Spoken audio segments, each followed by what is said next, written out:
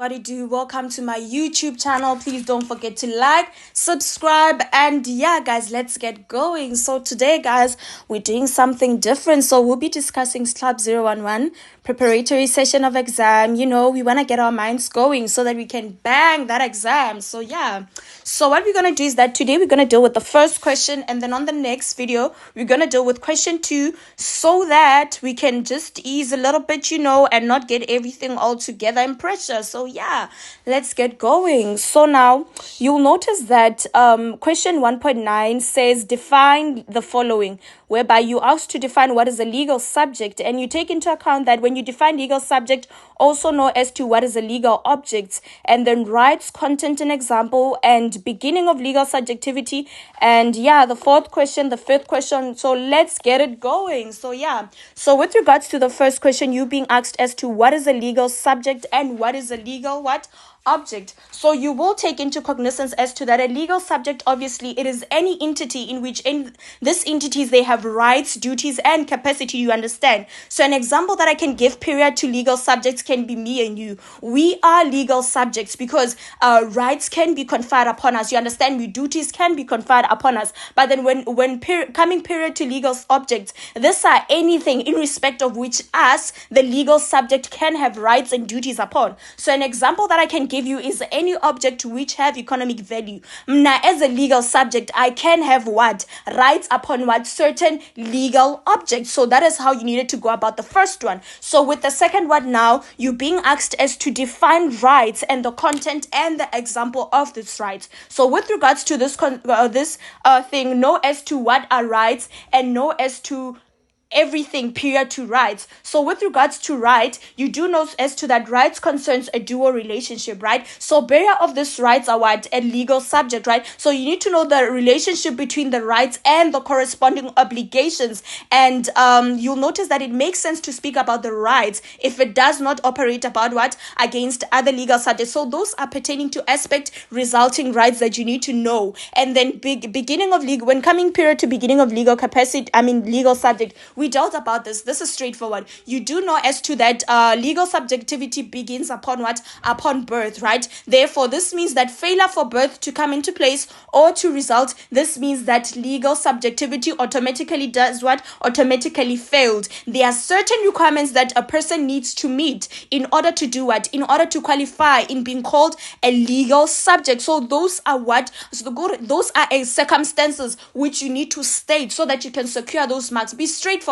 State everything. If ever it's 5 marks, be it 10 marks in defining this. State all the aspect that you know. You understand me? So that the lecturer can be able to see that you know what? This person knows what he or she is talking about. Then let's go to number 4. So in here, define and, okay, let me just say this. Decided case law on the protection provided pre-commencement of legal subject. Just by reading and seeing that pre-commencement of legal subject, what should click into your mind is nasciturus fiction, because it resulted in the pre-commencement of what? Of legal subject, right? So with matters pertaining to nasciturus fiction, it is just straightforward because we dealt with it. You wrote about matters pertaining to nasciturus fiction. You know that nasciturus fiction was put into place to do what? To protect the interest of the unborn child. You understand me? So this nasciturus that we're talking about, you know that birth had not conferred upon this person, but then we're protecting the interest of this, let me just call it we're protecting the interest of this fetus actually, so that the fetus can benefit for the fact that he or she was conceived period to the what? Period to the death of the testator. You understand me? So state all the requirements of nasciturus fiction, state matters pertaining to that, and the case law. And you should know the case law, guys. You know that there is a case law with regards to nasciturus fiction pertaining to succession, pertaining to maintenance after birth, pertaining to dependent action for loss and support.